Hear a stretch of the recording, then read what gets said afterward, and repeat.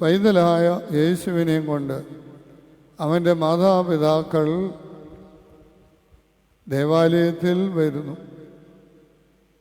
നേർച്ച കാഴ്ചകൾ അർപ്പിക്കുവാനായി വരുന്നു. വൃദ്ധനായ ശീമോൻ ദൈവാത്മ പ്രേരിതനായി ഈ പൈതൽ ആരാണെന്ന് തിരിച്ചറിയുന്നു. അവനെ കയ്യിലെടുത്ത് ദൈവത്തെ സ്തുതിച്ചുകൊണ്ട് തിരുവചനപ്രകാരം അടിയനെ അയക്കണമേ എന്ന് പ്രാർത്ഥിക്കുന്നു. പിന്നെ ഹന്ന എന്ന് പറയുന്ന ഒരു പ്രവാചികയും നാം കാണുന്നു. പ്രിയമുള്ളവരെ, അന്നത്തെ സാമൂഹിക സാമ്പത്തിക ചുറ്റുപാടിൽ വളരെ സാമ്പത്തിക പരിമിതികളുള്ള ഒരു കുടുംബമായിരുന്നു തിരുക്കുടുംബത്തിൻ്റേത്. കന്യകമറിയാമും ജോസഫും പൈതലായി യേശുവും അടങ്ങുന്ന ആ തിരുക്കുടുംബം ഒരുപാട് പരിമിതികളിൽ കൂടിയാണ് കടന്നുപോയത്. ലേവ്യ പുസ്തകം 12-ാം അധ്യായം അനുസരിച്ച് ശുദ്ധീകരണത്തിനുള്ള ഒരു കാലഘട്ടമുണ്ട്. ആ കാലഘട്ടം പൂർത്തിയായി കഴിയുമ്പോൾ ദേവാലയത്തിൽ കൊണ്ടുവരും. ഊനമറ്റ മേധസ്സുള്ള കുഞ്ഞാടിനെയാണ് കൊണ്ടുവരേണ്ടത്. പക്ഷേ കന്യകമറിയാമിനും ജോസഫിനും അതിന് നിവൃത്തിയില്ലാത്തവർക്കുള്ള ഓപ്ഷൻ 2 ചെങ്ങാലിയോ 2 പ്രാവിൻ കുഞ്ഞുങ്ങളെയോ ആണ്. സാമ്പത്തികമുള്ളവർ ഊനമറ്റ മേധസ്സുള്ള കുഞ്ഞാടിനെ കൊണ്ടുവരണം. നിവൃത്തിയില്ലാത്തവർക്കുള്ളത് മാത്രമേ ജോസഫിനും മറിയമ്മിനും പൈതലിനെയും കൊണ്ട് ദേവാലയത്തിൽ വരുമ്പോൾ അർപ്പിക്കുവാനായിട്ട് ഉണ്ടായിരുന്നുള്ളൂ. ഈ വേദഭാഗം നമ്മൾ നോക്കുമ്പോൾ 5 സ്ഥലത്ത് ഏതാണ്ട് 22 മുതൽ 39 വരെയുള്ള വാക്യങ്ങളിൽ 5 പ്രാവശ്യം ആവർത്തിച്ച് പറയുന്നൊരു കാര്യമുണ്ട്. മോശയുടെ ന്യായപ്രമാണ പ്രകാരം ന്യായപ്രമാണം അനുസരിച്ച് നിവർത്തിക്കേണ്ടതിന് കർത്താവിൻ്റെ ന്യായപ്രമാണത്തിൽ കൽപ്പിച്ചതുപോലെ ന്യായപ്രമാണത്തിൻ്റെ ചട്ടപ്രകാരം ന്യായപ്രമാണത്തിൽ പറഞ്ഞത് നിവർത്തിച്ച ശേഷം അങ്ങനെ ന്യായപ്രമാണത്തിൽ പറഞ്ഞത് ചെയ്യണം, ചെയ്യുന്നു, ചെയ്തു എന്ന് 5 പ്രാവശ്യമാണ് ഈ ചെറിയ വേദഭാഗത്ത് പരാമർശിച്ചിരിക്കുന്നത്.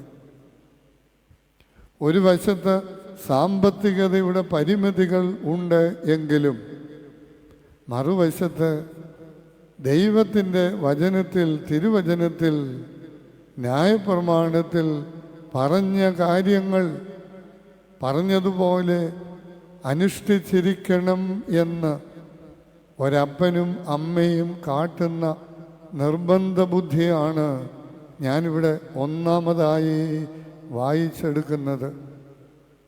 ഒഴിവ് കഴിവുകൾ കണ്ടെത്തി വേണമെങ്കിൽ അവർക്കൊഴിഞ്ഞു മാറാം. കാരണം ഈ കുഞ്ഞ് ഒരു വളരെ വ്യത്യസ്തമായി ജനിച്ചൊരു കുഞ്ഞാണ്. ആ കുഞ്ഞിൻ്റെ ജനനവുമായി ബന്ധപ്പെട്ട് വ്യത്യസ്തതയുടെ ഒരുപാട് അനുഭവങ്ങളുണ്ട്. പുരുഷ സംസർഗമില്ലാതെ പരിശുദ്ധാത്മാവിൽ ഒരു കന്യക ഗർഭിണിയായി ഒരു മകനെ പ്രസവിക്കുന്നു. ആ മകൻ്റെ ജനനത്തോടനുബന്ധിച്ച് നടക്കുന്നതൊക്കെ നമുക്കറിയാം. നീതിമാനായ ജോസഫും കന്യകയായ മറിയമും ഇതെല്ലാം കണ്ടുകൊണ്ടിരിക്കുകയാണ്. മാലാഖ അവളോട് ഇടപെടുന്നുണ്ട്. ഈ പൈതലിൻ്റെ ജനനത്തെക്കുറിച്ച് അവളെ അറിയിക്കുന്നുണ്ട്. ജോസഫിനോട് ദൈവത്തിൻ്റെ മാലാഖയുടെ ഇടപെടലുകളുണ്ട്. അങ്ങനെ വ്യത്യസ്തതയുടെ പല കാര്യങ്ങൾ ഉണ്ട് എങ്കിലും വ്യത്യസ്തതയെ കൈമുതലാക്കി ചെയ്യേണ്ട കാര്യങ്ങളിൽ നിന്ന് ഒഴിഞ്ഞു മാറുന്നില്ല. 2025 കഴിഞ്ഞു. 2026 ജനുവരി മാസവും കഴിഞ്ഞു. ഫെബ്രുവരി ഇന്ന് 2-ാം തീയതിയുമാണ്. 2025 കഴിഞ്ഞപ്പോൾ ഒരു വർഷം കഴിഞ്ഞു എന്നുള്ളതിനേക്കാൾ 21-ാം നൂറ്റാണ്ടിൻ്റെ 1/4 ഭാഗമാണ് പൂർത്തീകരിക്കപ്പെട്ടത്. അങ്ങനെ ഒരു പ്രത്യേകത കൂടി 2025-നുണ്ട്. അപ്പം ഈ ഒരു 25 വർഷക്കാലം ലോകത്തിലെമ്പാടും പ്രത്യേകിച്ച് ആധ്യാത്മിക രംഗത്തുണ്ടായ ഭയാനകമായ അപകടകരമായ വ്യതിയാനങ്ങളെക്കുറിച്ചുള്ള ചിന്തകളും പഠനങ്ങളും ഇതിനോടകം ഉണ്ടായിട്ടുണ്ട്. അതിലേറ്റവും അപകടകരമായ പ്രത്യാഘാതങ്ങൾ ഉണ്ടായിട്ടുള്ളത് കുടുംബ സംവിധാനത്തിനാണ്. പ്രിയമുള്ളവരെ, കുടുംബം ഒരു ദൈവീകതയുടെ അനുഭവമായിരിക്കണം എന്നുള്ള പരമ്പരാഗത വിശ്വാസത്തിനും തലമുറകളായി കൈമാറി തന്ന അനുഭവത്തിനും ഭയാനകമായ വ്യതിയാനമുണ്ടായി. അവിടെയാണ് നീതിമാനായ ജോസഫും സാധുവായ കന്യകമറിയാമും പൈതലായ യേശുവും നമുക്കൊരു മാതൃകയാകുന്നത്. എല്ലാ ആത്മീക രംഗത്തും അലസതയും ഒരു മാന്ദ്യവും വ്യാപകമായിക്കൊണ്ടിരിക്കുക.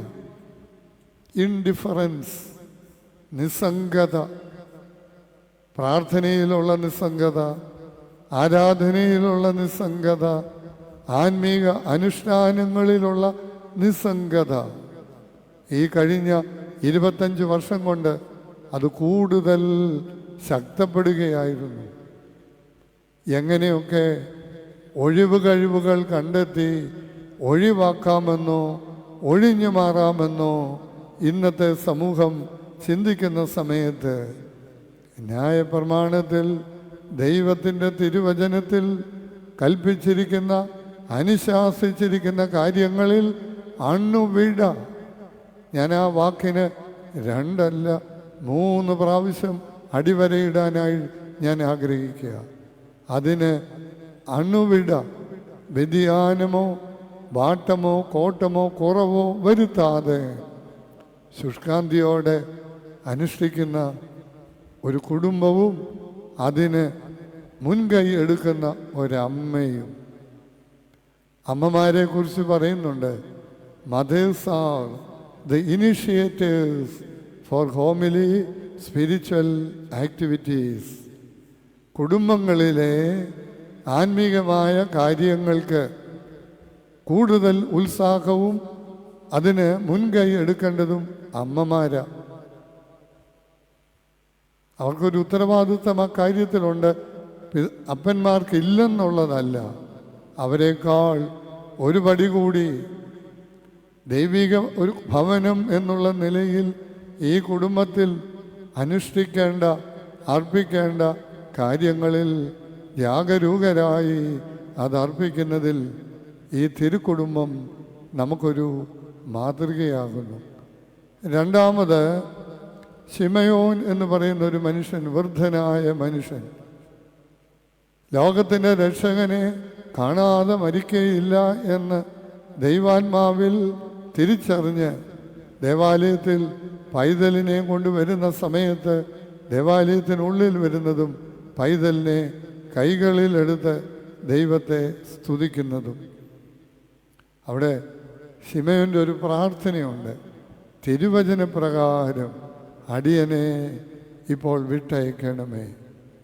ശിമോൻ്റെ ജീവിതവും നോക്കുമ്പോൾ തിരുവചനത്തോടൊരു ബന്ധം നമുക്ക് കാണാം.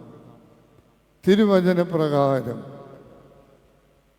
എന്ന് എടുത്തു പറയുന്നുണ്ട്.